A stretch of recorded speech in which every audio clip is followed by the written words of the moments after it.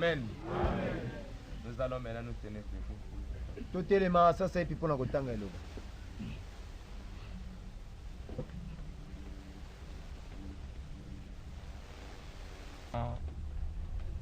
Hébreux chapitre 1. Tokotanga na baebele mokapona yambo.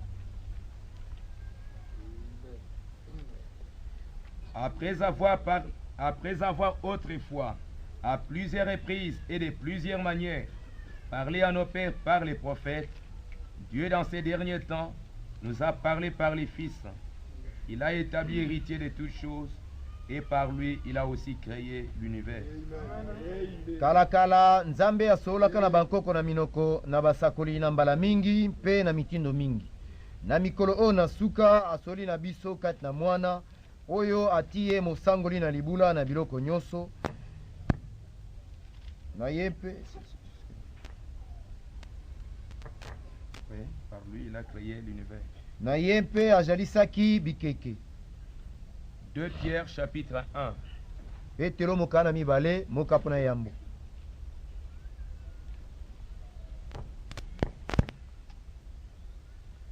Quand on lit la parole de Dieu, c'est mieux que tout le monde se tienne au moins debout. Tango liloba na nzambe ezali kotangema ebongi malamu ete bato banso batelemaka. Quand vous allez saluer les drapeaux là, vous n'allez pas vous asseoir. Tango bino bopepaka losako epai na drapeau kuna na bendele bofanda kofanda te. Je sais que c'est fatigant, mais Nayebi ete pesaka bolembu kasi on aura un peu la parole de Dieu. tokumisa liloba na nzambe mwa moke. 2 Pierre chapitre 1 Mukana verset 19. Mukana Petelo ya mibale mokapona yambo nzela na zomi na libwa. Et nous tenons pour des temps plus certains la parole prophétique, à laquelle vous faites bien de prêter attention, comme à une lampe qui brille dans un lieu obscur, jusqu'à ce que le jour vienne apparaître et que l'étoile du matin s'élève dans vos cœurs. Sachez tout d'abord vous-même qu'aucune prophétie de l'Écriture ne peut être un objet d'interprétation particulière. Car ce n'est pas par une volonté d'homme qu'une prophétie a jamais été apportée, mais c'est poussé par le Saint-Esprit que des hommes ont parlé de la part de Dieu. Pe tozali kotanga lokola solo.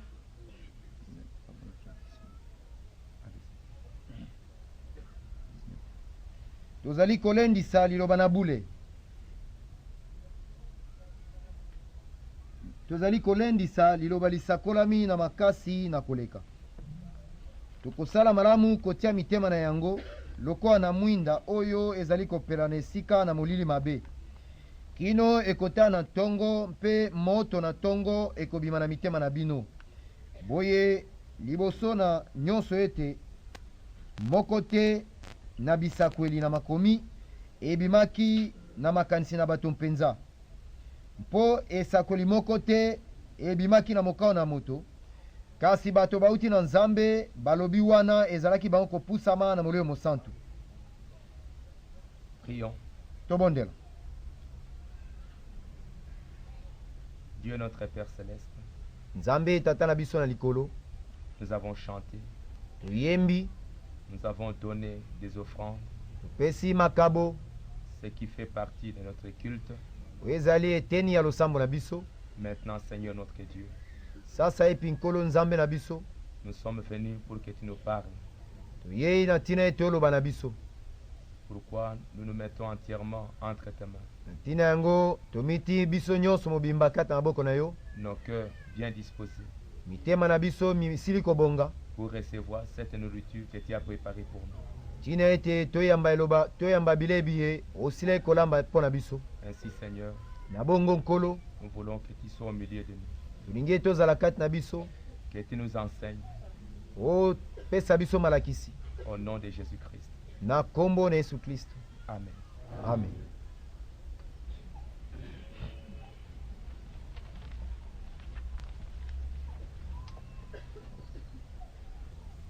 Nous sommes en train de parler sur le prophète. Tozali koloba na tia na mosakoli. Nous avons vu que le prophète, il est le porte-parole de Dieu. Toyekolaki ete mosakoli azali momemi maloba na nzambe molobeli na nzambe.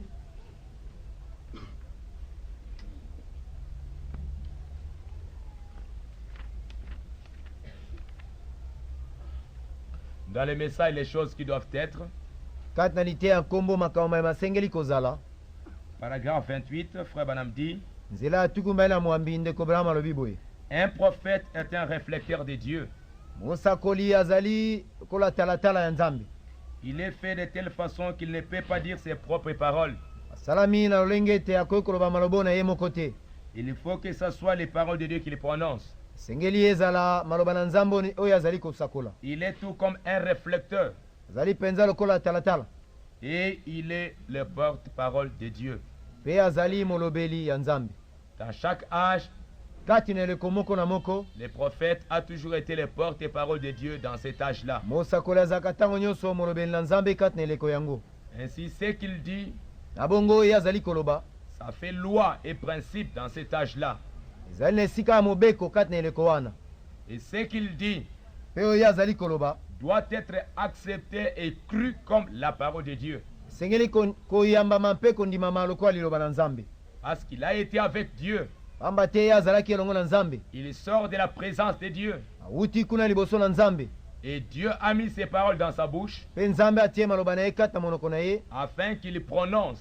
Ete asakola. Et qu'il parle au peuple de Dieu. Pe aloba epai na bato libota na nzambe. Ainsi, il est le porte-parole de Dieu dans cet âge-là. Boye azaka molobeli ya nzambe kati na eleko wana. Et Frère Branham dit que le prophète, pe ndeko ba malobi ete mosakoli, c'est un signe de miséricorde. azaka elembo kotalisa ngolu. Dans chaque âge, kati na eleko moko na moko, un prophète est un signe de miséricorde. Mosakoli azaka elembo ya ngolu. Quand un prophète vient, tango mosakoli aye, c'est pour dire que juste après le prophète, il y a un jugement qui vient.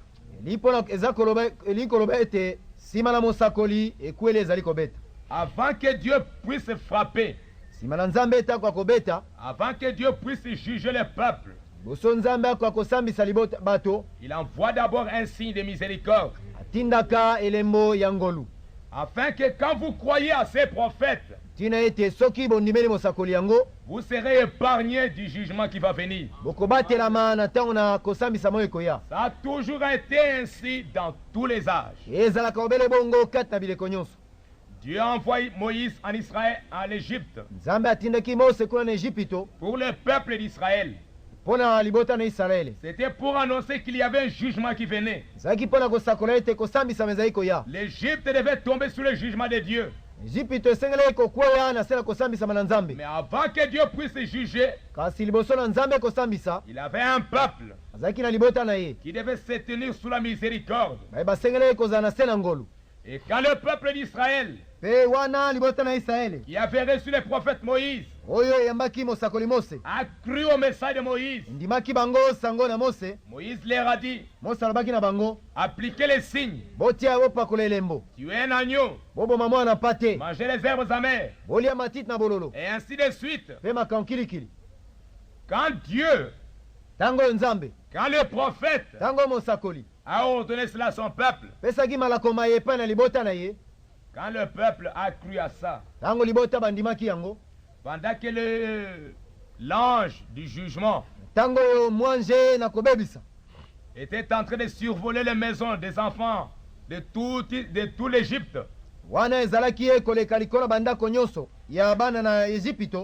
sur tout l'Égypte, ceux qui avaient le sang, et qui avait le sang, c'est ceux qui avaient accepté un prophète. Le jugement frappait tout le monde, sauf ceux qui avaient cru au prophète. Amen. Au temps de Noé, Dieu avait dit que je vais frapper ce monde. Il dit, Noé construit l'arche. Appelle tous les animaux, 2 à 2. Chaque couple, un couple de chaque espèce. Ils vont entrer dans l'arche. okota kati na bwato Prêche le message.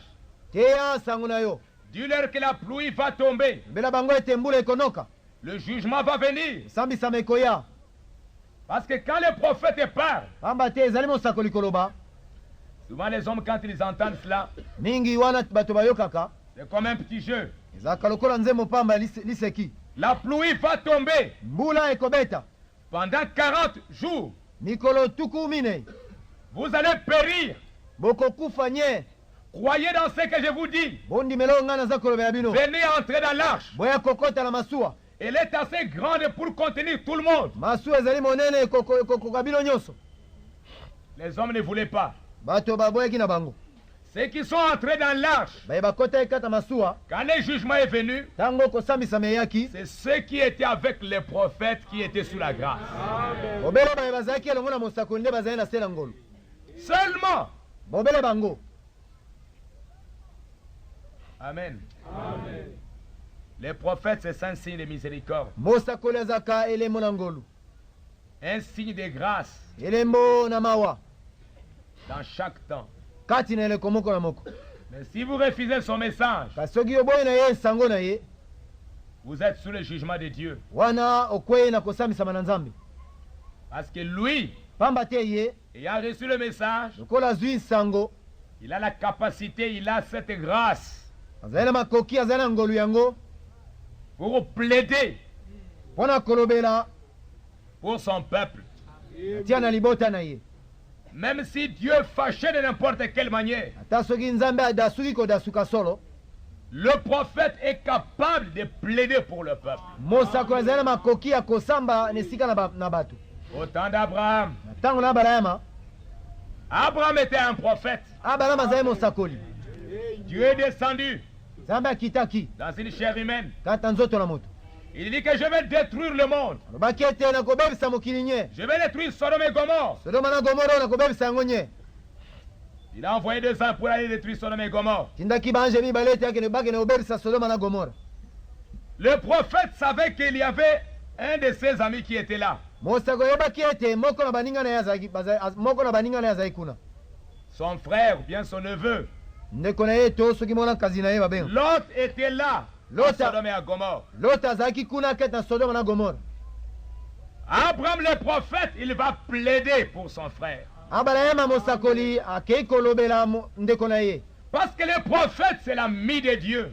pamba te mosakoli azalaka moninga na nzambe Dieu l'écoute beaucoup. nzambe ayokamelaka ye mingi Il dit, Seigneur, abi nkolo tu vas détruire Sodome. yo mpenza olingi oboma sodoma nye Oui, je vais détruire Sodome. abi ebongo nakosisa yango nye Mais s'il y a à peu près 100 justes là-bas, bongo toloba nanu soki bayengebeni bazali ata mokama est-ce que tu vas détruire Sodome? okobebisaka sodoma yango Dieu dit non. nzambe abi wana na otika S'il y a au moins 100 justes, je ne vais pas détruire Sodome. soki bayengebeni bazali ata mokama nakobebisa yango te Abraham comprit qu'il n'y avait même pas 100 justes là-bas. abalama sosoli ete bayengebeni bazalaki ata mokama te kuna Abraham dit, mais s'il y en avait 50 par exemple, abalama abi bongo ndakisa so baza tuku mitano il causait avec Dieu. lisolo ezali kotoka ye na nzambe Alléluia. Il parlait avec Dieu. bazali na bango kosola na bolembu Parce nyonso na qu'ils se nzambe connaissent très bien. pamba te bayebani na bango malamu malamu Abraham dit, Seigneur, je vais oser te parler. abalama abi nkolo nalingi na ino nasola na yo Mais s'il y en a par exemple 50, ndakisa soki baza tuku mitano bayengebeni Dieu dit, s'il y en a 50, je ne vais pas détruire Sodome. nzambe alobi soki bayengebeni bazali tuku mitano sodoma na koboma yango te Abraham, au lieu d'aller directement, il est en train d'essayer. abalama na esika kobalika opolele azomekameka Et Dieu savait déjà que dans la pensée d'Abraham, il parlait de Lot. mpe nzambe asi ayebaki kata makanisi na abalama ete azali koloba na tina na lota Dieu dit, même 50, nzambe alobi atako tuku mitano je ne détruirai pas Sodome. nakoboma sodoma yango te Abraham dit, Seigneur, pardonne-moi, je vais encore parler. abalama abi nkolo yikela ngai nano mpiko nangi naloba lisusu Dieu dit, il n'y a pas de problème, continue.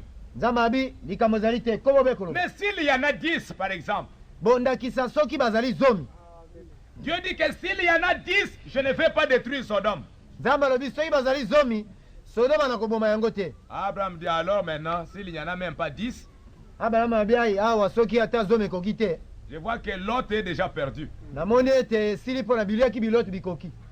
Seigneur, Nkolo, qu'en est-il de mon neveu Lot qui est à Sodome? boni mpo na mwana kazi na ngai Lot oyo avandi kuna na Sodoma. Tu vas détruire ce monde avec Lot dedans. Yo koboya mokili oyo na Lot kuna na kati. Abraham, qu'est-ce que tu veux? Abalama yo olingi Je nini? n'aimerais pas que mon neveu soit détruit. Nalingi te ete mwana kazi na ngai abebisama. Je plaide pour lui. Nazali kolobela na tia na ye. Sois miséricordieux envers lui. Yokela ye penza mawa. Qu'il ne meure pas. Akufa te. Abraham Abalayama a plaidé asambi na pour esika que son frère soit sauvé. po ete ndeko na ye abikisama.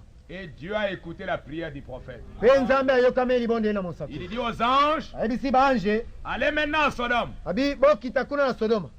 Quand vous arriverez là-bas, Ekoma bino kuna vous allez trouver un homme qu'on appelle Lot. bokuta mobali moko na nkombo Lota. Abraham a plaidé. Abalama asili koloba na tia na ye. C'est le frère d'Abraham. Azali ndeko ya Abalayama. Comme il est son frère, Lokola azali ndeko na ye, j'ai dit à Abraham nalobi na Abalayama que ceux qui t'aiment, ete bango balingi yo. amen, ceux que tu aimes Oyo bango yo olingi. et ceux qui t'aiment, Mpe baye balingi yo. je te les donne ici. Napesi yo bango awa. J'ai dit ça à H.A.M. Nalobaki yango mpe na HAM. Alors maintenant, va là-bas Boye kita kuna, bokita kuna. et ne détruis pas. Mpe boboma te. Ne tue pas Lot et sa famille. Boboma Lota libota na ye te. Et c'est ce qui a été fait. Mpe yango nde esalemaki. Malheureusement pour la femme, Mama mingi mpo na mwasi na ye elle a beaucoup aimé le monde. asepelaki nde na mokili mingi koleka ndelo. Abraham a plaidé, mais la femme ne voulait pas. Abalama alobi na esika na bango, alobi mpo na bango kasi mwasi aboyi na ye komona. Pourquoi? Parce qu'un prophète, c'est un signe de miséricorde. Mpo na nini pamba te mosako azalaka elemo na ngolu. Un grand prophète est venu, c'était Jésus-Christ. Mosakoli monene ayaki ezalaki Yesu Kristo. Dieu était en colère. Nzambe adasuka ye kodasuka. Il voulait tuer le monde. Alingaki koboma mokili nye. Mais un prophète, un grand prophète, Kasi mosakoli moko monene il s'est tenu entre le ciel et la terre. atelemaki katikati na likolo na mokili. Sur la croix, Telemi na ekulusu. il a dit, Père, Angangi ete tata, ce monde va être détruit maintenant. mokili moyo mokobebisama sasa hivi. Mais je plaide pour ce monde. Kasi nasambi natia na mokili oyo. Pardonne-leur. Limbisa bango. Parce qu'ils ne savent pas ce qu'ils font. Zambi bayobi nini bazali kosala te. Ouais, madame dit que le monde était voué à la perdition. Ndeko mama lobi ete mokili esengamaki ete ebebisama nye. Mais un prophète a plaidé pour le monde. Kasi mosakoli moko asambaki na esika na mokili. C'est pourquoi aujourd'hui, Tina yango lelo, comme Dieu a envoyé un prophète, loko nzambe atini mosakoli. Dieu dit Nzambe alobi dans Malachie 4, na malaki ya mine. avant que ce monde ne soit détruit par le feu, Abi liboso na mokili moyo mobebisama na moto. voici je vous enverrai Élie le prophète. Tala ngai na kotinda bino Eliya mosakoli. Il y ramènera le cœur des enfants à leur paix, Zongisa mitema na batata na bana epa na batata na bango. de peur que je ne vienne frapper le pays des malédictions. Noki te na kobata mokili ekweli. Amen. Amen. C'est un signe de miséricorde. Azali elembo na ngolu.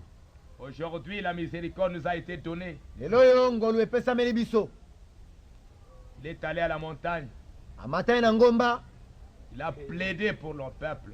Sambaki na esika na bato. Il a dit, Seigneur, Alobi nkolo. ces hommes qui m'aiment, Bato oyo balingi ngai ndenge oyo.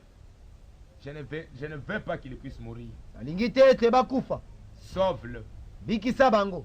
qu'il soit au ciel. Bakota na lola. Et aujourd'hui, Pe lelo oyo. nous pouvons être au ciel. Tozala makoki ya koma na lola. Et quand il est parti là-bas, Pe ekendaki ekuna. les gens ont dit, Bato balobaki. Branham, Branham. si tu n'étais pas venu, Soko yo yaka te. nous ne serions pas ici. Mbe biso tokomi awa te. Amen. Si Branham n'était pas venu, Soko Branham ayaka te. nous ne serions pas ici. Mbe biso tokomi awa te. C'est un signe de miséricorde. Ezali elemo na ngolu. Mais Dieu dit Kasi Nzambe alobi. que vous êtes pardonné, Nalimbisi bino. mais ne pêchez. Kasi bosala lisumu te. Pourquoi? Mpona nini? Parce que si Dieu vous a déjà accordé la miséricorde Zambi soki Nzambe asili kopesa bino ngolu. et que tu continues dans cette incrédulité, Bongo yo oza kokoba kaka kati na kozala kondima oyo. À ce moment-là, tu es en train de piétiner le sang de Jésus-Christ. ntango wana ozali konyata makilo na yesu kristo. Dans les péchés impardonnables, paragraphe 76, Frère Branham dit, na liteya oyo lisumu likolimbisamaka te na nzela ya tukusamo na motoba ndeko mama ya biboye. qu'est-ce que le péché? lisumu ezali eloko nini? La chose suivante que vous devez découvrir, likambo oyo eza kolanda oyo bosengeli koya komona, c'est ce que le péché. ezali oyo lisumu ezali. Le péché, c'est la désobéissance. ezali kozanga botosi. Le péché, c'est le rejet. lisumu ezali kobwaka. Le péché, lisumu c'est le rejet de la volonté révélée de Dieu. elingi kolobaka kobwaka mokana nzambe oyo emonisami. Dieu vous révèle la volonté. nzambe amonisi yo mokano na ye, Sa volonté, mokano na ye, sa parole, liloba na ye il t'a révélé. amonisi yo yango. Toi, tu sais que c'est ça la vérité, yo oyebi ete oyo nde solo, mais tu rejettes. kasi obwaki yango. Tu t'entêtes. za kotia motuma ngongi. Le péché dans sa forme initiale, lisumu na olenge na yango na ebandeli c'est le rejet de la parole révélée de Dieu. ezali kobwaka liloba na nzambe oyo emonisami. Lorsque Dieu a révélé quelque chose ntango nzambe asili komonisa po oyo likao moko, comme sa volonté, komonisa yango lokola ete yango nde mokano na ye, refuser cela, soki oboyi yango c'est blasphémer otuki ou rejeter Dieu. to obwaki nzambe. C'est pourquoi dans cet âge, na ntina yango okete ndeko oyo il y en aura beaucoup qui seraient rejetés plus que dans les autres âges. bato mingi bakobwakama koleka biloko nyonso mosusu. Parce qu'aujourd'hui, toute la vérité de Dieu a été révélée au peuple. pamba te lelo oyo solo nyonso na nzambe esili komonisama polele epai na bato. C'est pourquoi, na ntina yango Frère Branham dit, ndeko mama na biboye, quand les cieux sont ouverts, ntango oyo bilembo bikangolami, l'intercession est terminée. kolobela kolobela bato esili. Pourquoi? mpo na nini? Les sceaux, bilembo Frère Branham dit par exemple, dans mariage et divorce, ndakisa kati na libala mpe oboma libala ndeko mama na biboye, dans debout dans la brèche, na liteya kombo oyo atelemi kati na lobwako. plus tard nous verrons tous ce que cela signifie. Qu'est-ce que c'est que l'intercession? nsima na mikolo tokoyekola soki kolobela wana elingi koloba nini. Il semble qu'à Lubumbashi, Dieu nous a conduits très merveilleusement là-dessus. na mboka oyo lubumbashi kuna nzambe akambai biso ndenge oyo eleki kitoko mingi koleka.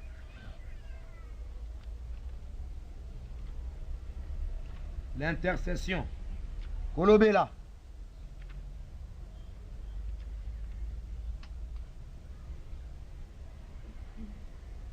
Entre les âges et les sceaux. Page 34.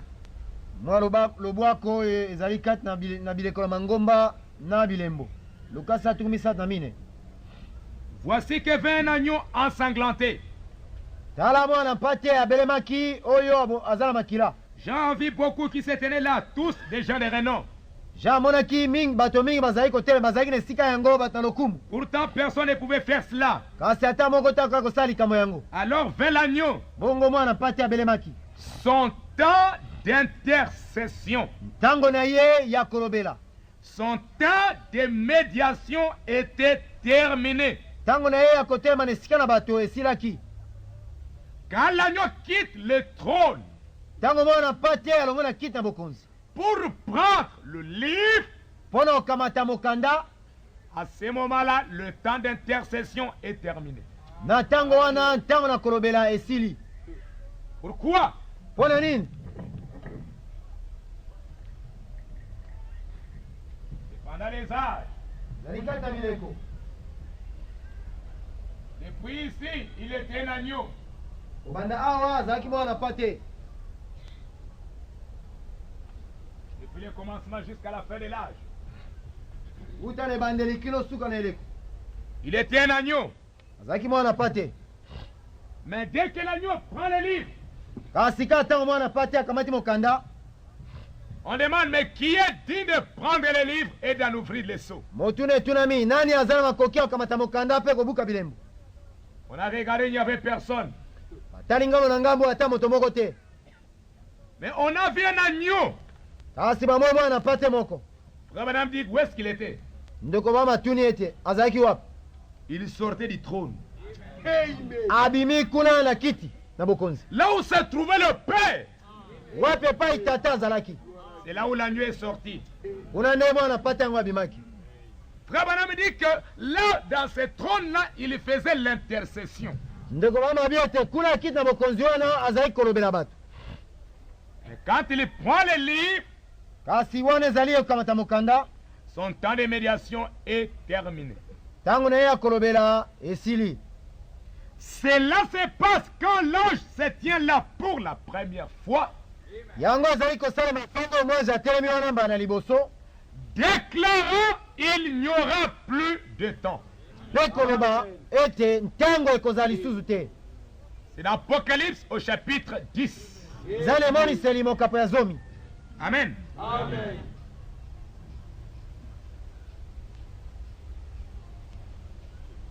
Il s'avance pour faire quoi? azali kopusana mpo na kosala nini? Pour faire valoir ses droits. mpo na kotalisa makoki na ye. Il a accompli l'œuvre de rachat. asili kosala mosala na mosikoli. Il est descendu, il est devenu un homme. akitaki akomaki moto. Il est mort. akufi.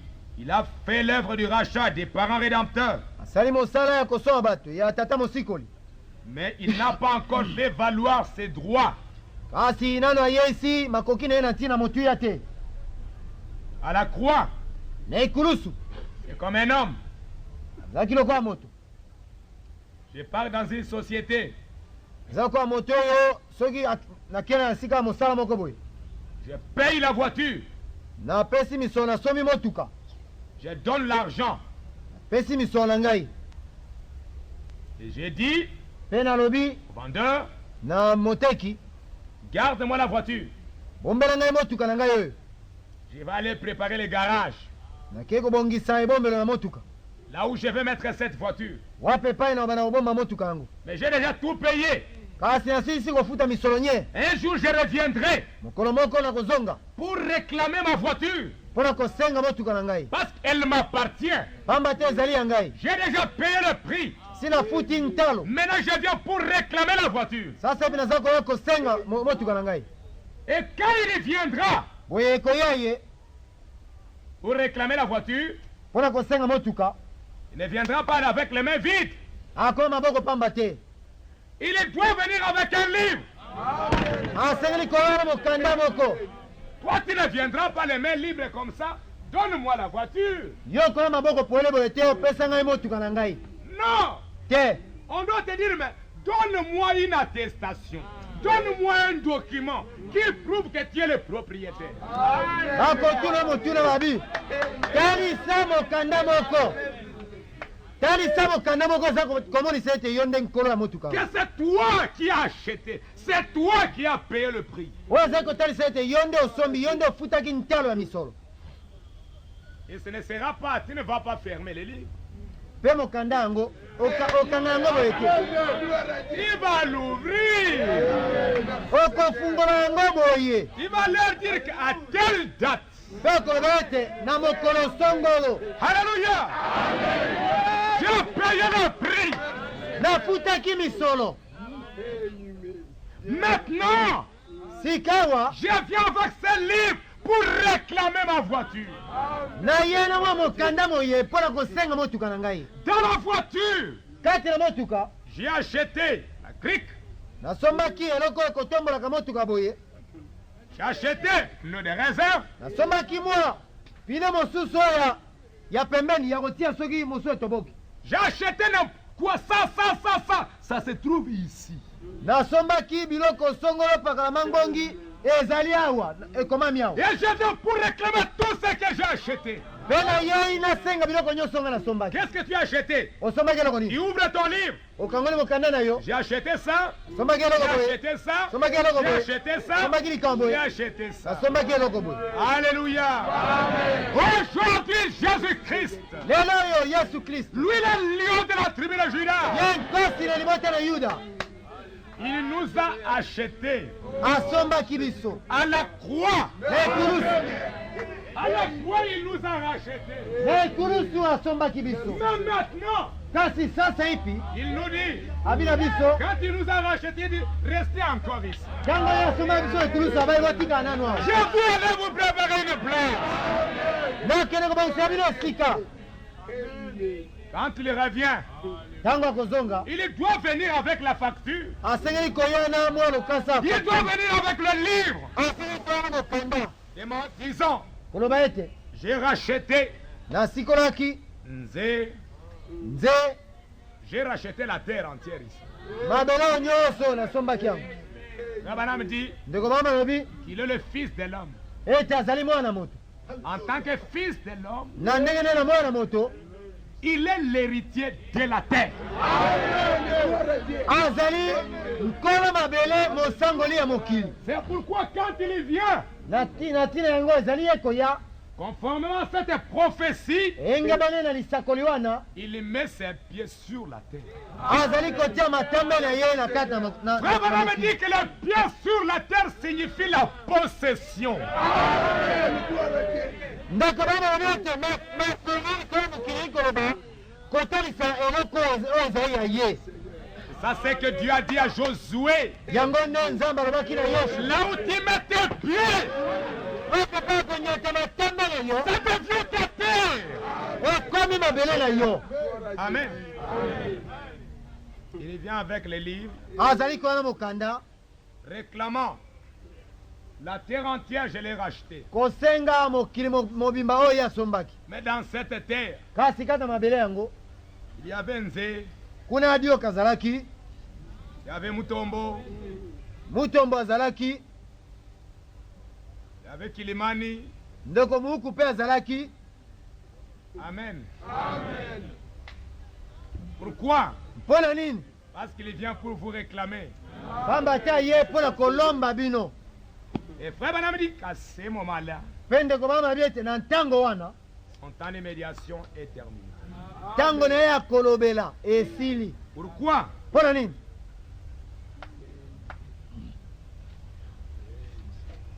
Auparavant, il avait été un agneau, liboso azalaka mwana mpate un intercesseur.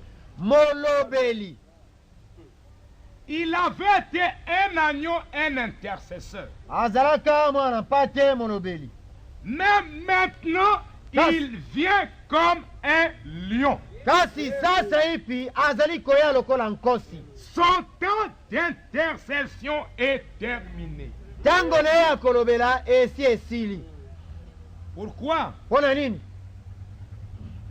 Page 32. lukasa tukumi sata na mibale Il était ressuscité, c'était assis à la droite de Dieu. Il était ressuscité, il était assis à la droite de Dieu. asekwaki mpe avandaki na loboko na mobali na nzambe Vivant pour toujours pour intercéder.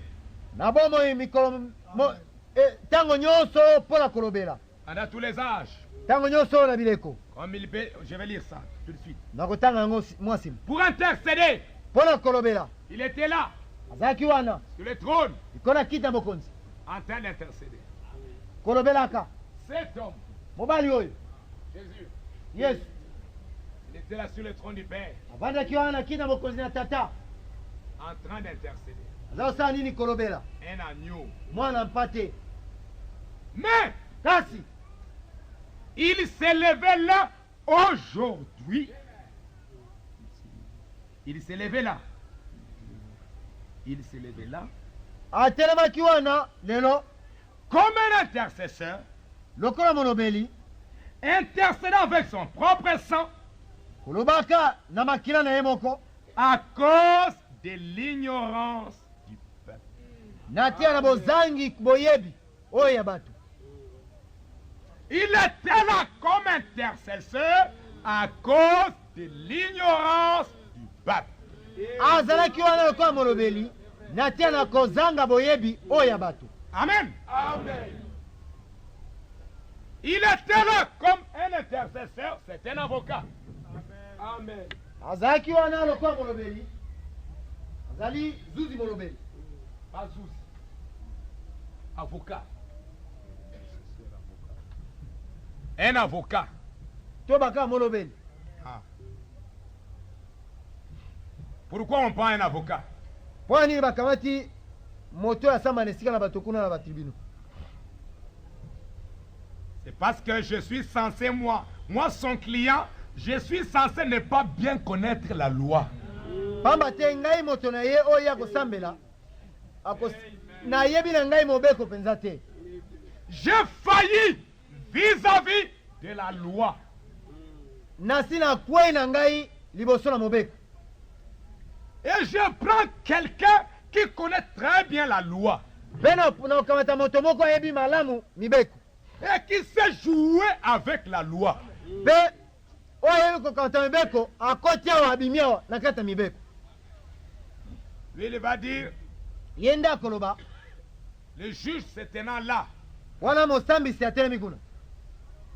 Quand vous allez dans les tribunaux, so bokei na bisambiselo vous allez voir dans la période qu'on appelle la plaidoirie. bokuta kuna na ntango babengaka ete ntango oyo ya kolobela bato. Les juges est là. bokuta mosambisi kuna. L'avocat parle, mon client a fait ça, mon client, il y avait ceci, mon client. oyoka molobeli kuna abandi koloba abi moto na ngai asalaki boye, moto na ngai asalaki boye na boye. C'est parce que il y avait ceci, c'est parce que ainsi de suite. ezali pamba te likambo boye esalemaki tina wana ye asalaki boye mpo likambo boye esalemaki. L'avocat cherche toujours à justifier son client. molobeli akoluka ndenge nyonso asembola moto na ye. Là, vous allez voir tous les juges ne parlent pas beaucoup. wana okomona mosambisi avandi mwa kimia akoloba mingi te. Pose des petites questions. azotuna mwa mituna mike mike. Vous les voyez parfois comme il est distrait. ta mosusu bomona ye lokola azani wana te. Il parle à l'autre. ta mosusu azosola na moninga ne Pendant pembeni. ce temps, l'avocat ne fait que parler. ntango na nyonso molobeli asisi maloba nye mpo na kolobela moto na Et ye. pourquoi il intercède? mpe mpo na nini aza kolobela moto na ye? C'est parce que son client a ignoré la loi. ezali mpo ete moto na ye ayebaki ne mobeko te. Et c'est ça ce que Jésus a fait. mpe yango nde yesu asalaki kuna. La parole liloba n'était pas révélée. emonisamaki na ino te. La loi, mobeko la parole n'était pas révélée. liloba ezalaki emonisamaki te. Il envoie lutter tindaki ye te un messager de Dieu. motindami na nzambe. Le messager de Dieu baptise au nom du Père, du Fils et du Saint-Esprit. motindami na nzambe aye abatina kombo na tata na mwana mpe ya molimo mosantu. Satan vient, satana ye l'accusateur. mofundi monene Il dit, mais Dieu, abi nzambe je viens accuser Luther naye kofunda litere oyo et tous ceux qui suivent Luther. na baepanso baza kolanda litere. Pierre a baptisé au nom de Jésus-Christ. petero abatani na kombo na yesu kristo. Pourquoi Luther baptise au nom du Père, du Fils et du Saint-Esprit? mpo nini litere abatisa na kombo na tata na mwana mpe ya molimo mosantu. Les juges reçoivent. mosambisi ayambi maloba wana. Mais kasi Luther avait un avocat.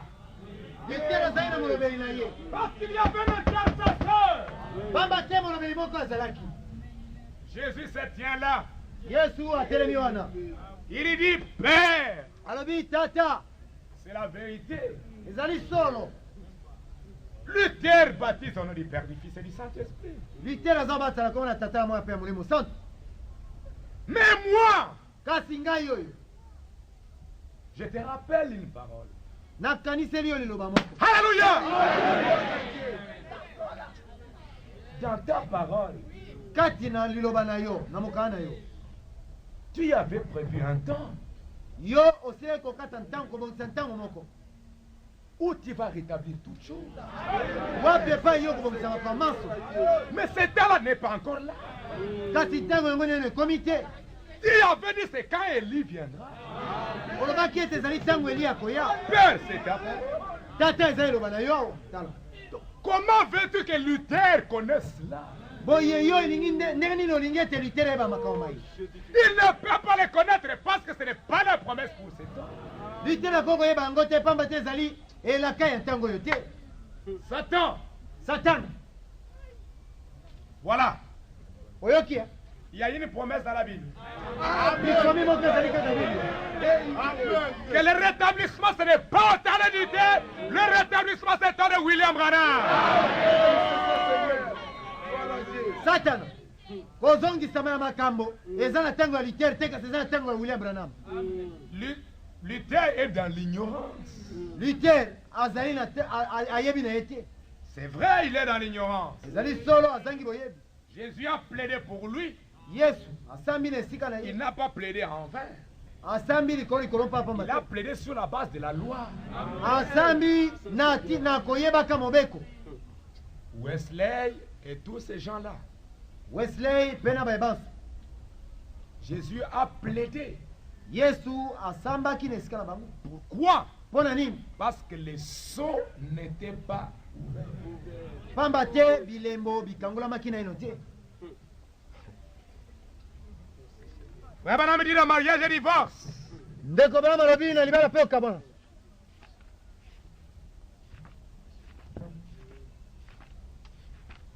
boyoka malamu. Regarde 173. nzela mokama tukusama na misato. Maintenant que les sceaux sont ouverts, sikawa lokola bilembo bifungolami, l'esprit de vérité nous conduit à la parole. molimo na solo ezali kokamba biso epai na liloba. Abraham dit que Jésus avait dit, ndeko mama malobi ete yesu alobaki en rapport avec le 7e sceau. na te na makambo etali elemo na sambo. Abraham dit, Jésus a dit, ndeko mama malobi ete yesu alobaki j'ai beaucoup de choses à vous dire, naza na makambo maike ya kolobela bino, mais vous n'allez pas les supporter maintenant. kasi bokoka komema yango sasa epi te. Frère Abraham dit que c'est un rapport avec le 7e sceau.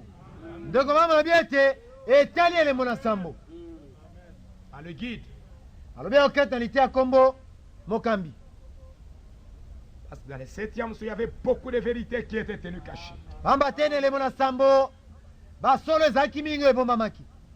Il dit que l'Esprit de Dieu était lié presque pendant plusieurs années. alobi ete molimo na nzambe ekangamaki toloba mibu mike. L'Esprit de Dieu ne pouvait pas révéler réellement la vérité. molimo na nzambe ekoki solo komonisa solo te. N'étant pas capable de révéler toute la vérité, lokola azalaki na makoki ya komonisa solo nyonso te, Jésus était là pour faire l'intercession.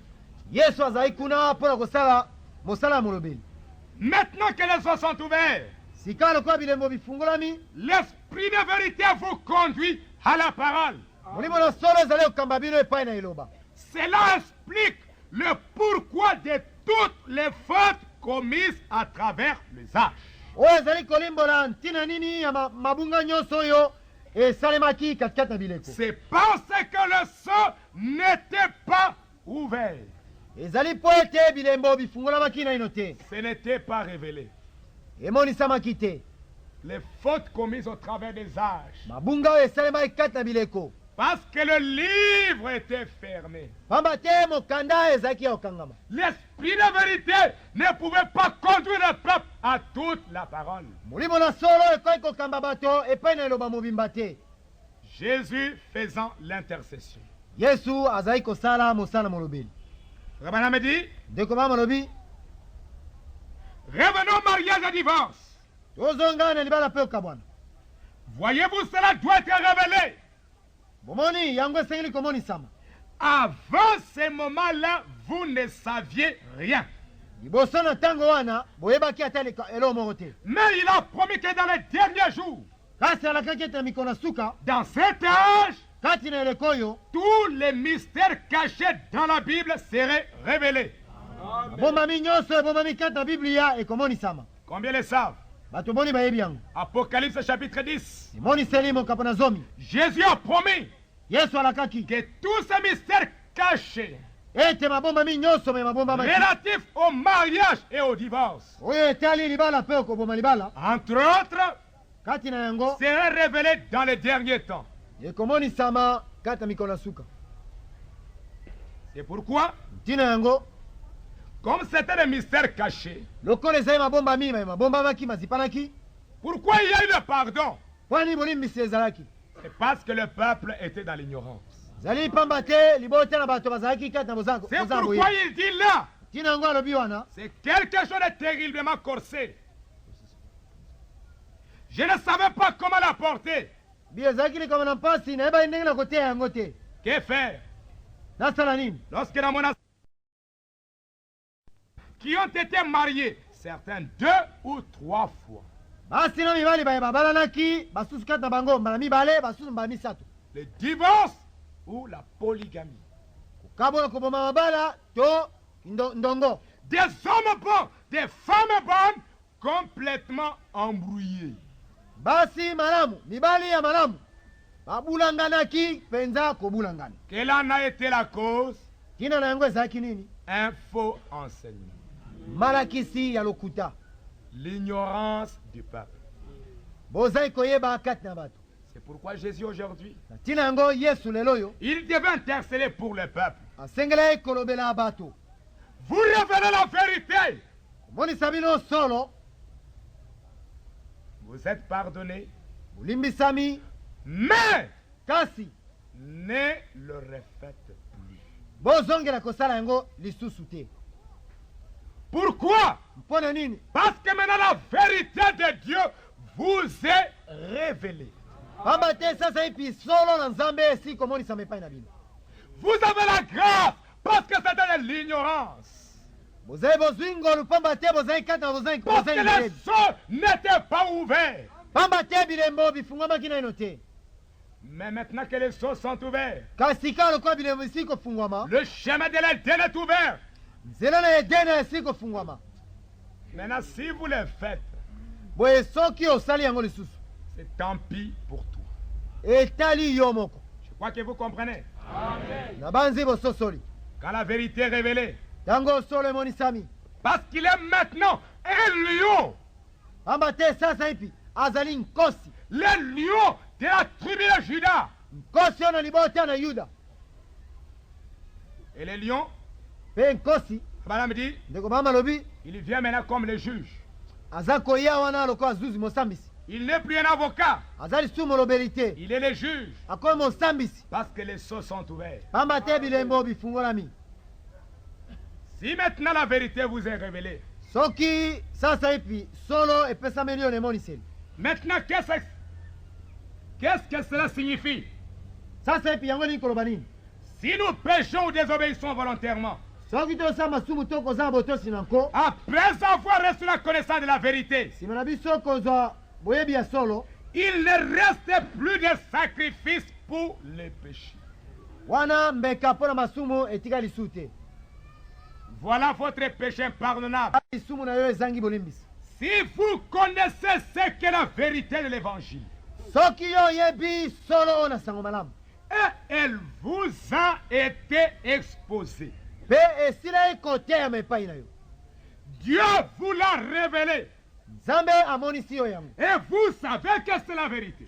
mpe oyebi ete ezali solo, Mais simplement pour satisfaire une certaine congrégation, kasi bobele mpo na kosepelisa mo etonga moko na bato, un certain prédicateur choyé, motei mpo na kosepelisa motei moko baza ou kobonza pour yango, être populaire, to mpo na yo kozala na lokumu na miso na bato, vous tenez à certaines choses auxquelles vous voulez vous accrocher.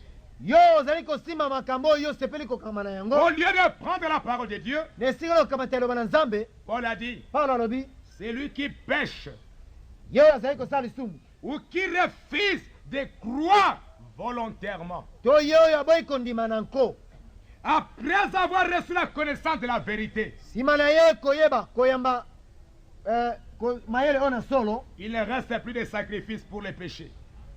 mbeka na tia na masumu ezalaka lisu te. Voilà votre péché impardonnable. tala lisumu na bino oyo ezangi bolimbisi, C'est de savoir ce qu'est la vérité ezali koyeba solo et de refuser de marcher dans cela. mpe koboya kotambola kati na solo yango. Amen. Amen. Les prophètes, c'est un signe de miséricorde. mosakoli azali elembo na ngolu. Mais, kasi dès que vous rejetez cette grâce, kaka ntango oyobwaki ngolu yango, parce que cette grâce-là, c'est de recevoir la parole qu'il a envoyée. pamba te ngolu wana ezali koyamba liloba oyo ya Rejeter cette grâce, c'est le jugement qui tombe. kobwaka ngolu wana ezali kosambisama nde ezali kobeta. Qu'est-ce que c'est que les prophètes? mosakoli azali nani? Dans le message, kati na liteya la manière d'un vrai prophète. lolenge na mosakoli oyo na solo. Frère Branham dit, ndeko bama alobi la parole du Seigneur liloba na nkolo ou l'interprétation de la parole du Seigneur vient à un prophète. to Amen. kolimbolama ya liloba na nkolo eyaka epai na mosakoli, À un vrai prophète. eyaka epai na mosakoli na solo. L'interprétation ndimbola de la parole du Seigneur vient à un vrai prophète. ya liloba na nkolo eyaka epai na mosakoli na solo, Et à lui seul. mpe ekoya kobe epai na ye moko. L'interprétation. kolimbolama Qu'est-ce que c'est que l'interprétation? kolimbolama elingi koloba nini? Interpréter, c'est quoi? kolimbola ezali nini? Quand vous regardez dans votre dictionnaire, soko te na mokana na yo oyo elimbo epesa bandimbola ya maloba. interpréter signifie, kolimbola elingi koloba ou bien un interprète, to molimboli elingi koloba dit que personne qui explique. elingi koloba moto oyo azali kokamata maloba mpe kotalisa ntina na yango, Qui éclaircit le sens d'un texte. oyo azali kopesa polele na makomi moko boye, Qui donne une signification claire de quelque chose qui est obscur. oyo azali kopesa ndimbola moko ya polele mpenza na tia na likao moko oyo ezali koyebana malamu te, Quelque chose qui est ambigu. likambo ezali komona malamu te, eza lokola bantina tino ezomona Mais malamu lui, te. il vous donne l'explication claire de Kasi. cette chose-là. ye akopesa bino ndimbola ya polele na tia na likambo yango. Je crois que vous comprenez. na banzi bososo C'est ça ce que signifie un prophète. oyo nde ntina ya mosakoli. Il est l'interprète de la parole de Dieu. azali molimboli ya liloba na nzambe. Dans le message. kati na liteya oyo Et l'interprétation ne vient qu'à lui seul. mpe ndimbola yango eyaka obele epai na ye moko. Dans Christ, la révélation du mystère de Dieu. na liteya nkombo kristo nde azali komonisama ya libombami na nzambe. Quand il s'agit d'un prophète à la page 20, na lokasa ya tuku mibale ntango ekomi d'un prophète confirmé, ntango ekomi likambo ya mosakoli oyo asili kotatolama, il faut que ces choses arrivent. esengeli makambo ema salema Parce que c'est la parole de Dieu. pamba te eza eloba na nzambe, Et que la parole ne vient qu'au prophète. mpe liloba eyaka obe epai na mosakoli. Le mot prophète signifie liloba oyo mosakoli elingi koloba c'est lui qui révèle la parole divine écrite. ye azali komonisa liloba na nzambe oyo ekomami. Un prophète, mosakoli c'est lui qui révèle ye azali komonisa la parole divine écrite. liloba na nzambe oyo ekomami. Pourquoi la parole divine écrite? mpo nini liloba na nzambe oyo ekomama? Pierre dit, petelo alobi il ne faut pas donner à l'écriture une interprétation particulière. petelo alobi kopesa na makomi ndimbola oyo ya yo moko moto te. Dans le message, kati na liteya avertissement puis jugement, paragraphe 33. kokebisama nsima kosambisa. Paragraphe 33. nzela ya tuku misato na misato lokasa ya motoba C'est difficile, vous savez. ezali mpasi boyebi. Vous devez compter sur le Saint-Esprit. osengeli koteyela molimo mosantu Parce que la Bible est écrite sous forme d'énigme. pamba te bible ekomami na olenge na masese, Sous forme de symbole. ekomami na olenge na bilembo. Vous ne pouvez pas simplement vous asseoir okola te bobele kovanda et la lire comme un journal. mpe kotanga yango lokola mokala na basango. L'essence en est cachée. Ndimbola na yango ebombami. La signification en est cachée. Ndimbola na yango ezali ya kobombama. Amen. Frère Branham dit, Ndeko mama lobi la Christ est la révélation du mystère de Dieu. likia komo Kristo nde komonisa libomo na Nzambe. À la page 21, Lukasa tunguma na moko. il parle, Aza koloba remarquez, libota malamu au cours des âges, kati na bileko. il a peu à peu révélé tout cela, Amonisaki yango nyonso moke moke. dévoilant petit à petit les mystères par les prophètes et par les types. Azali kokangola moke moke libombami yango na nzela na mosakoli na basakoli mpe na nzela na bilembo. S'exprimant lui-même. Komi bimisaka ye moko. Il s'exprima à Moïse, Ami bimisaki epai na Mose. il s'exprima à Joseph, Amimonisaki na nzela na Yosefu. il s'exprima à David. Amimonisaki na nzela na Dawidi. Toutes ces choses étaient un type de ce qu'il serait. Makambo nyonso mazalaki etaliseli moko na oyo ye akozala. Mais pourtant, le mystère était encore caché. Nzoka nde libombami yango ezalaki nano ya kobombama. Ces hommes ne comprenaient pas ce qu'ils faisaient. Mibali oyo bazali koyeba te nini bazali kosala. Ils savaient seulement qu'ils étaient conduits par l'esprit à faire quelque chose. Bayebaki babela ete molimo ezali kokamba bango ete basalika moko. Mais tout cela fut tenu caché Kasi makambo nyonso wana ebombamaki na ye lokwa sekele. jusqu'au dernier jour Kino na mikolo na suka où aurait lieu la grande révélation. na mikolo yango nde emoniselo monene ekokokisama. Moïse était la Bible de Dieu. Mose azalaki Biblia na Nzambe. Amen. Abraham était la Bible de Dieu. Abrahama azalaka Biblia na Nzambe. Noé était la Bible de Dieu. Noa azalaka Biblia na Nzambe. Joseph était la Bible de Dieu. Yosefu azalaki Biblia na Nzambe. C'est Dieu qui écrivait la Bible sous la forme d'un homme qu'on appelle Joseph. Nzambe nde azalaki kokoma Biblia na ye na olenge ya mobali moko nkombo na ezalaki Yosefu. Au lieu d'écrire avec les lettres, Na esika kokoma yango na makomi il écrit sous la forme d'un homme. akomi yango na olenge na mobali moko boye. On voit un homme qui marche, Omoni mobali moko azotambola qui s'appelle Joseph. nkombo na ye Yosefu. Il est aimé de son père, Tata na ye alingi ye mingi haï de ses frères. mpe bandeko na ye nyonso bayini ye. C'était Christ. Ezalaki Kristo. C'était Dieu qui écrivait Christ sous la forme d'un homme appelé Joseph. Ezalaki Nzambe nde azalaki kokoma Kristo na olenge na mobali moko nkombo na ezalaki Yosefu. Jésus Yesu était caché sous la forme d'un énigme dans la vie de Joseph. abombamaki na olenge ya lisese kati na bomoi na Les Yosefu. gens voyaient Joseph, Bato bazali nkombo na mais Yosefu. ce n'était pas Joseph, Kasi ezalaki Yosefu te, c'était Jésus-Christ. ezalaki Yesu Kristo. Eux-mêmes, Joseph ne savait pas qu'il représentait Jésus-Christ. Bango moko Yosefu ayebaki te ete azalaki etaliseli na Yesu Kristo. Ses frères l'ont haï. Bandeko na ye bayinaki ye, Il est allé en Égypte. akendaki na Ezipito, Il s'est marié en Égypte. abali na Ezipito, Il est devenu un grand chef en Égypte. akomi mokonzi monene kati na Ezipito. Tout ça, c'est quoi? Oyo wana nyonso ezali nini? C'était Jésus-Christ. Ezalaki Yesu Kristo. C'est Dieu qui écrivait la Bible. Nzambe nde azali kokoma Biblia. On ne pouvait pas le savoir. Bakai koyeba yango te, Nous ne pouvions pas le savoir. tokoki koyeba yango te. Mais c'est Dieu qui écrivait la Bible sous la forme d'énigmes. Kasi Nzambe nde azali kokoma Biblia na olenge na masese. David qui s'écrit là. Dawidi angangi kuna, Père, Père, pourquoi m'as-tu abandonné? abi tata tata, mpo nini yo otiki ngai?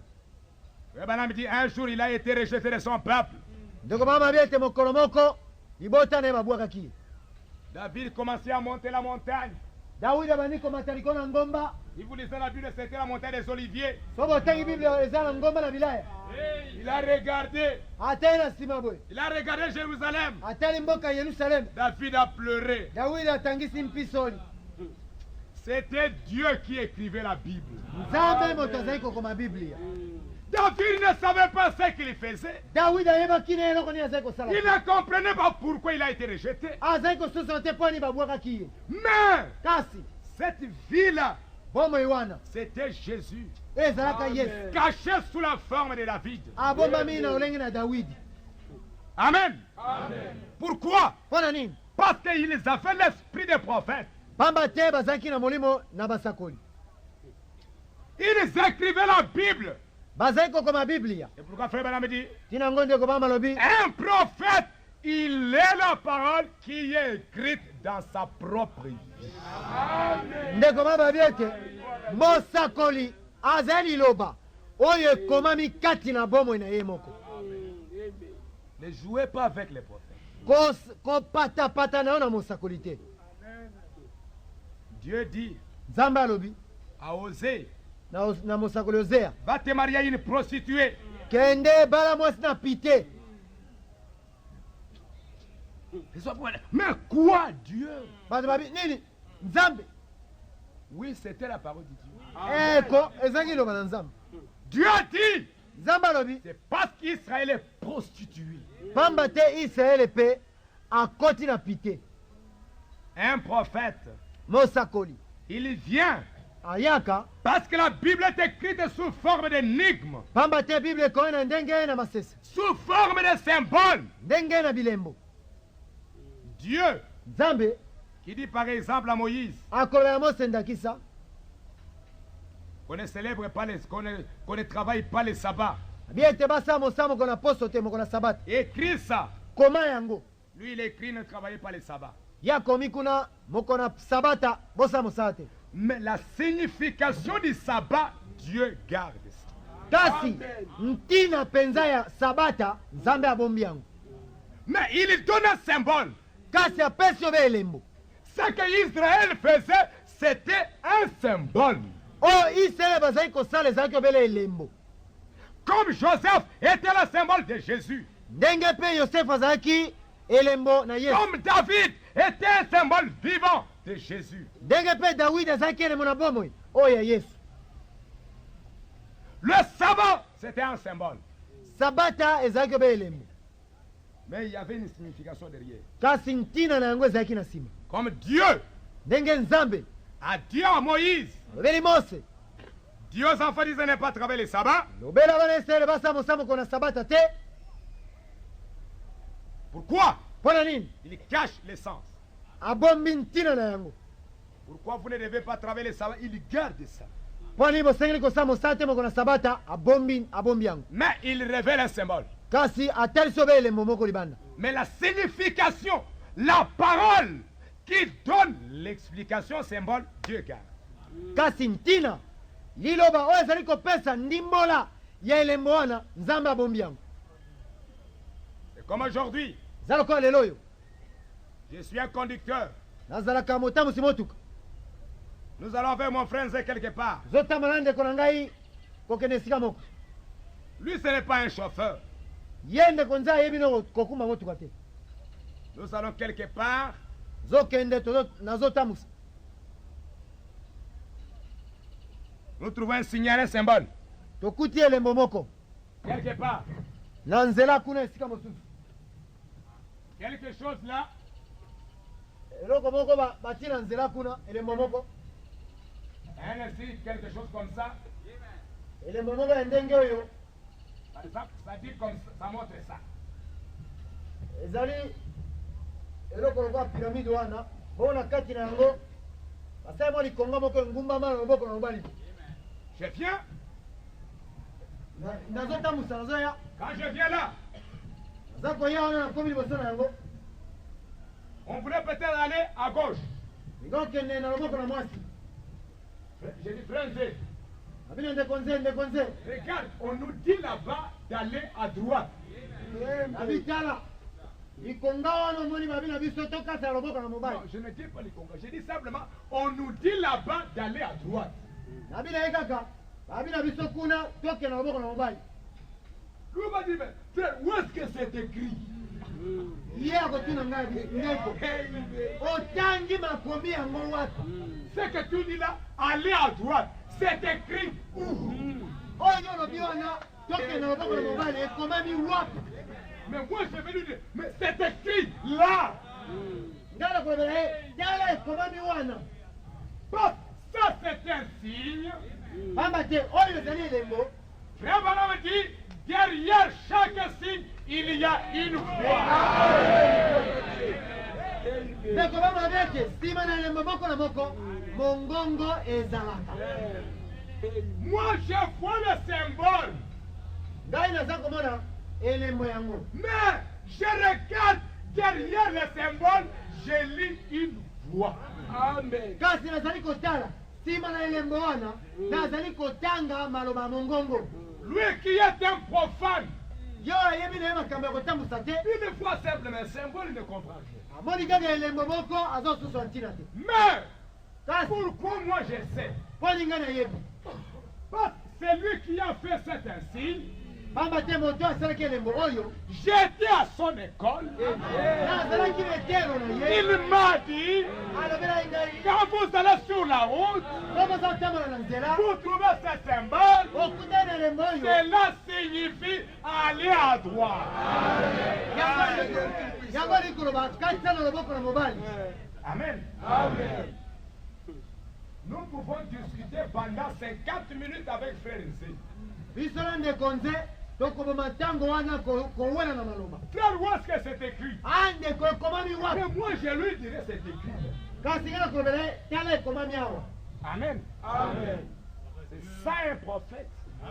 yango nde mosakoli. Dieu parle à Moïse. nzambe alobi na mose Écris ça. koma oyo, Écris ça. koma boye, Écris tel symbole. koma elembo oyo, Montre tel symbole. talisa elembo oyo, Montre tel symbole. talisa elembo oyo. Après, na nsima il prend Paul. akamati paulo. Paul vient à mon école. paulo yaka wana etelo na ngai.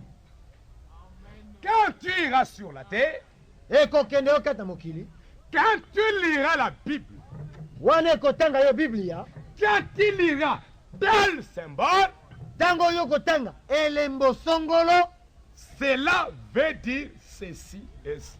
yango alikoloba likambo songolo likambo pakala.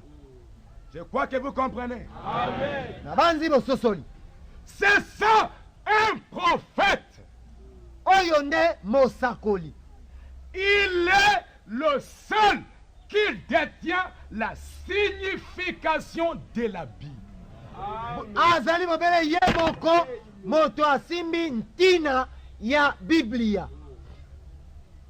Si c'est la colonne de feu qui a parlé à Moïse soki ezali likonzi na moto oyo elobaka na mose pour écrire ce qu'il a écrit, ete akoma oyo akomaka, il faut que ça soit la même colonne de feu esengeli ezala likonzi na moto moko wana qui parle à une autre personne, nde eloba na moto mosusu, parce que c'est Dieu seul qui détenait le mystère de sa parole. pamba te nzambe ye moko nde azalaki kosimba sekele ya liloba na ye. C'est lui. ezali ye C'est lui qui a parlé à Moïse. ye moto asololaki na mose. Écris ça. koma boye Lui sachant ye quelle ayebaki est la signification de ce qu'il avait dit à Moïse. ayebaki ntino ya makambo oyo ayebisa ye mose. Lisons encore quelque chose. totanga lisusu likambo mosusu Dans la révélation de Jésus-Christ. na kati na emoniseli na yesu kristo. Dans de Jésus-Christ, emoniseli na yesu kristo à la page 33. lokasa ya 33. Un prophète est la parole. mosakoli azali liloba. J'aimerais que vous puissiez dire Amen à cela. nalingi bolandisa yango na iyo.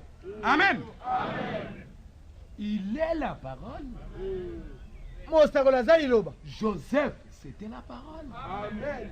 yosefu azalaka liloba. Noé, c'est la parole. Amen. noa azalaki liloba. Le croyez-vous? bondimi yango.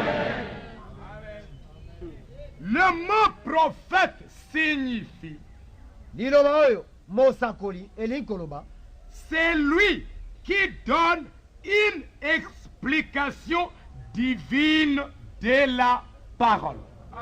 elingi koloba moto oyo apesaka ndimbola ya oyo euti na nzambe na likolo na liloba.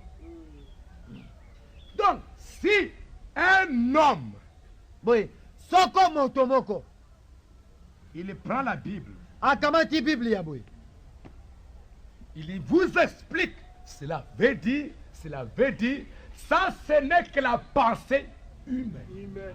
abandi kolimbwela bino ete oyo elingi koloba likambo boye, oyo kuna elingi koloba likambo boye, oyo wana ezali obele makanisi ya bomoto. Parce que la loi de Dieu, comme il a écrit la Bible par le prophète, il va l'interpréter par le prophète. Pamba te mobeko na nzambe ezali ete lokola ye akomaki biblia na nzela na mosakoli, Alléluia. akolimbola yango na nzela na mosakoli. Uniquement.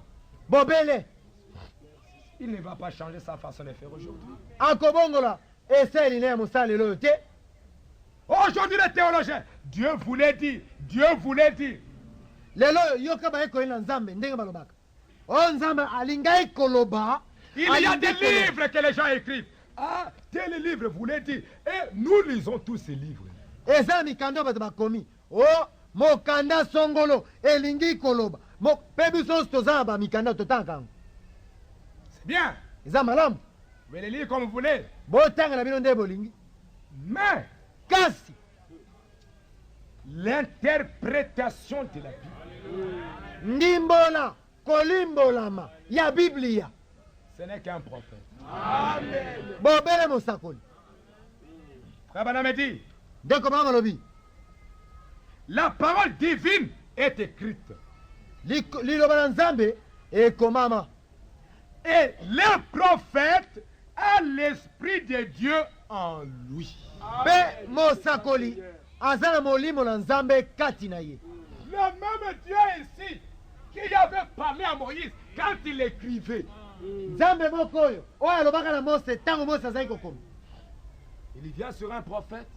aye kati na mosakoli moko Il lui dit, ici, alobeli ye ete tala awa quand je disais à Moïse ça, ntango nazali koloba na mose boye na boye, cela voulait dire ça. yango elingai koloba boye. Quand je disais à Moïse jaune, ezalaki jaune, jaune, elobaki ngai na mose ete motane so, je voulais dire blanc. nalingai koloba pembe pe. Et quand le prophète vous dit maintenant, vous lisez jaune, lui il vous dit, nous c'est blanc, croyez que c'est blanc. Mpe ntango mosakoli bino botangi motane so ya bino te ezali pembe pe, bondima boloba ezali pembe. Dieu donne les songes à Pharaon. nzambe apesi liloto epai na falo. Il voit cette vache. aloti ndoto bangombe ya basi sambo Grasse. bavimba na mafuta, Et cette vache mpe ngombe sambo ya basi qui était maigre. ikondakonda. Pharaon voit falo aloti cette vache maigre ngombe ya basi sambo ekonda, qui mange cette vache grasse. ekamati bangombe ya mafuta ya sambo elei bango. Pharaon dit, ah, falo abi oyo eleki ngai motu, qu'est-ce que cela signifie? oyo elingi koloba nini? C'est Dieu qui avait donné les songes à Pharaon. apesaki ndoto epai na falo. Ce n'est pas possible. ekoki kosalema te. D'abord, une vache mange les herbes. Mais ici, une vache qui mange une vache, ça devient impossible. liboso ngombe aliaka na yebe matiti. tala awa na ndoto na ngai ngombe akomi kolia moninga na ye ngombe ekokosalema te. Le même Dieu Nzambe moko wana qui avait donné le songe à Pharaon. oyo apesaki liloto epai na Falo, Parce que le songe de Pharaon, c'était la parole de Dieu. pamba te liloto oyo na Falo ezalaki liloba na Nzambe. Le même Dieu va chez Joseph. Nzambe moko wana akei epai na Yosefu, Il donne à Pharaon une parole cachée. apesa epai na Falo liloba oyo ebombami, Sa parole, mais voilée. liloba na ye kasi ezipani. Parce que Pharaon n'était pas un prophète. Pamba te Falo azalaka mosakoli te. Il va vers les prophètes. Aleki kuna epai na mosakoli, Parce que l'interprétation ne doit venir qu'au prophète. pamba te ndimbola esengeli koyobela epai na mosakoli. Joseph vient. Yosefu aye, Parce que Frère Branham dit que Joseph était un prophète. pamba te elobi ndeko bama ete Yosefu azali mosakoli. Un prophète, c'est un interprète. Mosakoli azalaka molimboli. On appelle les astrologues, tout un tas de trucs.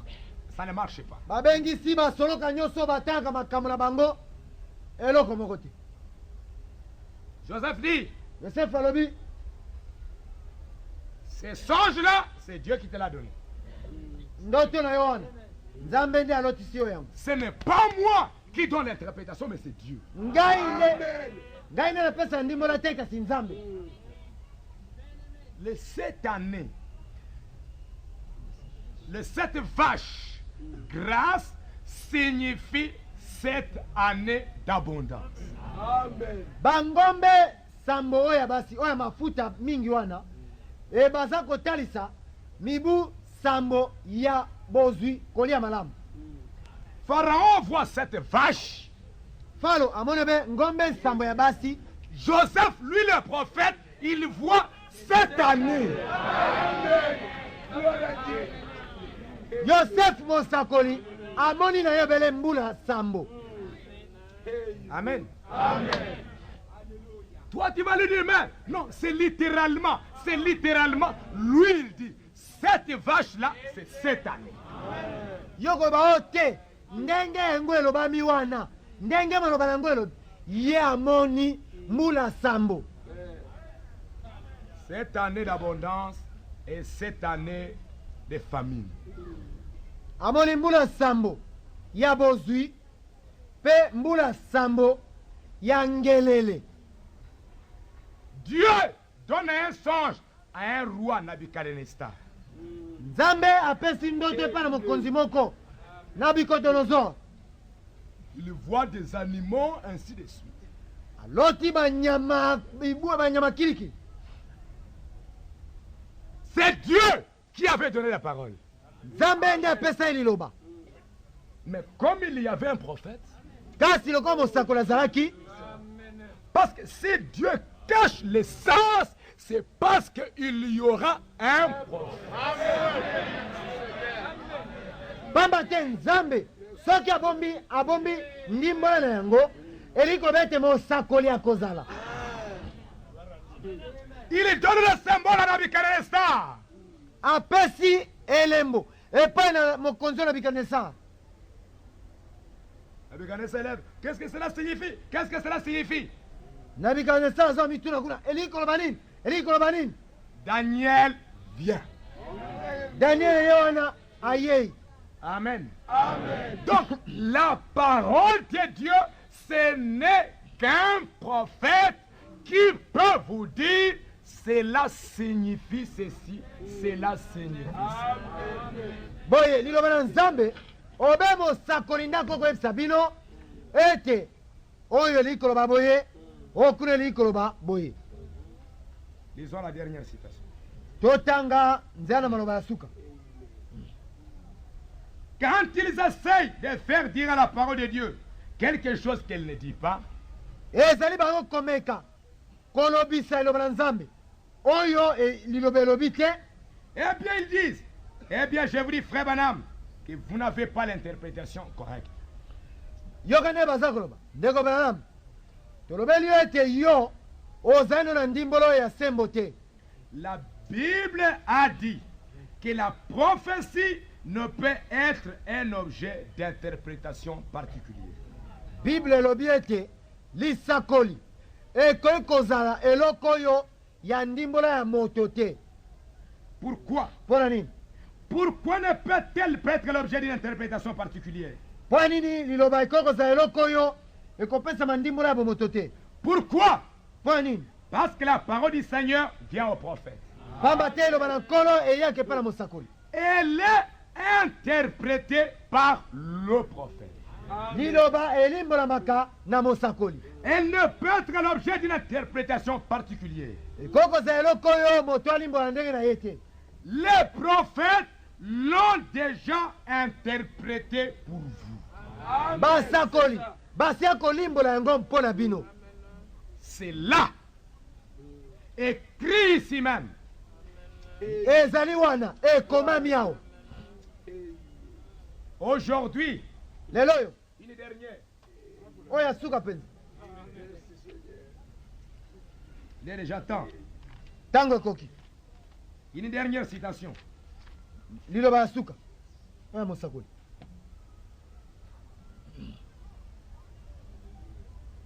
Les sceaux ont révélé tous ces mystères qui nous ont été rapportés de la façon exacte qu'il avait dit.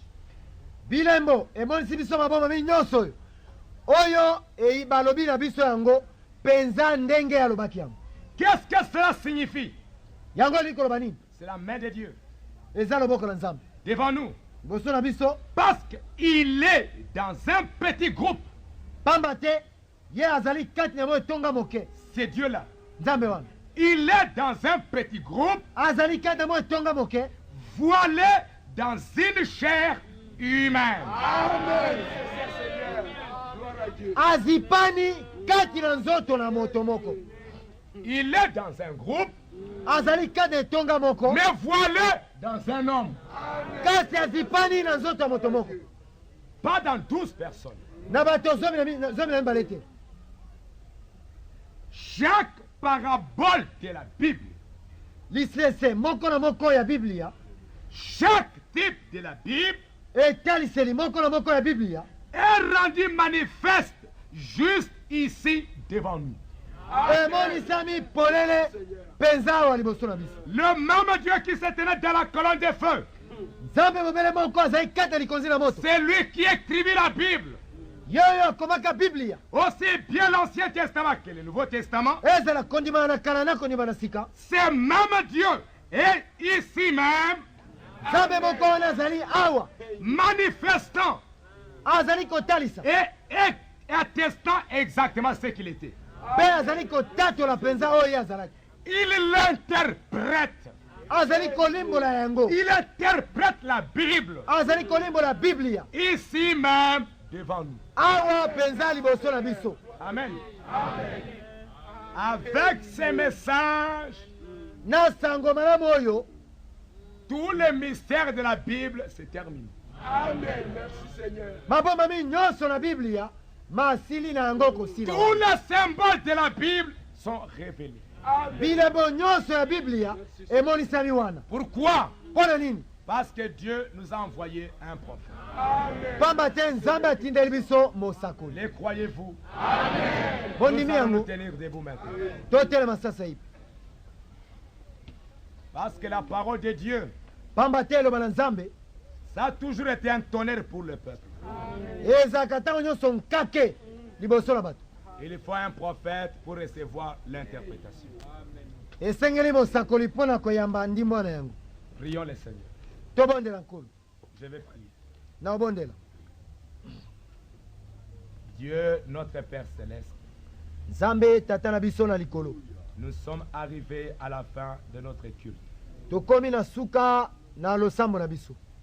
Tu nous as appris qu'un prophète, il est l'interprète de la parole de Dieu. Otalisi biso ete mosakoli azaka molimboli eloba na Nzambe. Dans un âge, tu n'as pas deux bouches. Kati eleko moko ozaka na minoko mibale te. Et dans un âge, il n'y aura pas deux interprétations de la Bible. mpe kati na eleko moko ndimbola ekozala mibale ya biblia te. Mais nous te rendons grâce, Seigneur, kasi totondi yo nkolo parce que nous avons reconnu que tu as envoyé Malachie 4. pamba te biso toyebi ete yo tinda ye malaki ya minei Et que c'est lui qui nous a apporté l'interprétation correcte de la parole de Dieu. mpe ezali ye nde amemeli biso ndimbola oyo elongo na nzambe oyo ya solo Comme Abraham, lokola abrahama qui croyait que ce que Dieu n'avait pas dit n'existait pas. andimaka ete oyo nzambe alobaki te ezalaka mpe te. Et nous aussi, Seigneur, biso mpe nkolo nous tenons comme nul tozali komona mpamba toute interprétation que le prophète n'a pas donnée. ndimbola nyonso oyo mosakoli apesi te. Merci, Seigneur, notre Dieu. totondi yo nkolo nzambe na biso Parce que nous croyons c'est lui seul qui a apporté la révélation. pamba te tondimi ete bobele ye moko nde amemaki emoniseli. Et toi, tu as confirmé sa vie par la colonne de feu. mpe yo otatoli bomoi na ye na likonzi na moto. Aide-nous à bâtir notre foi là-dessus. sunga biso ete totonga kondima na biso likolo wana. Merci, Seigneur. matonde epai na yo nkolo Bénis ton peuple. pamba libota na yo Pars avec eux. kende elongo na bango Guéris les malades. bikisa babeli Console les affligés. bondisa baye babuka mitema Au nom de Jésus-Christ. na nkombo na yesu kristo Amen. amen. Que le Seigneur vous bénisse. nkolo apambola bino. Nous allons nous rencontrer les dimanches. tokuta mokone yenga.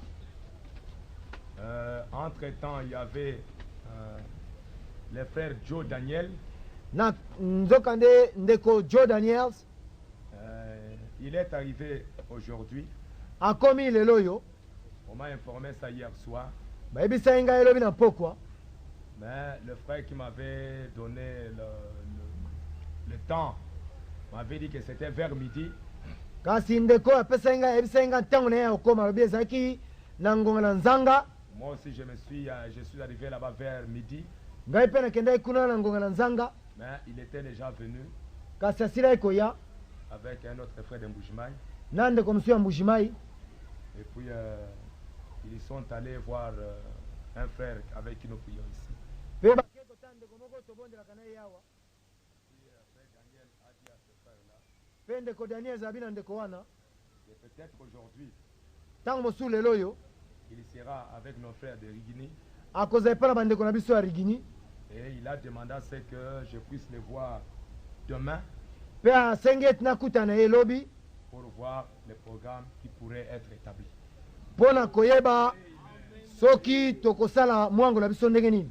Parce que selon ce que le frère m'a dit, pamba te ndenge ndeko ayebisi ngai il a désiré aussi être avec nous.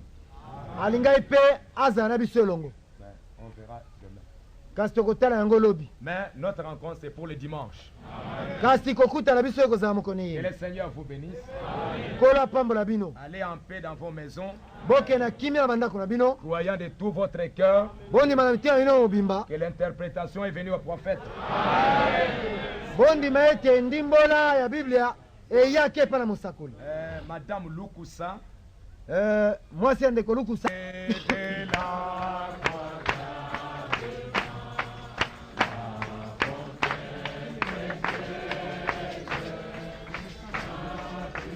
les menuisiers pour demain pour la fabrication des bancs. basali mabaya mpo na mosala ya kosala bakiti lobi. À la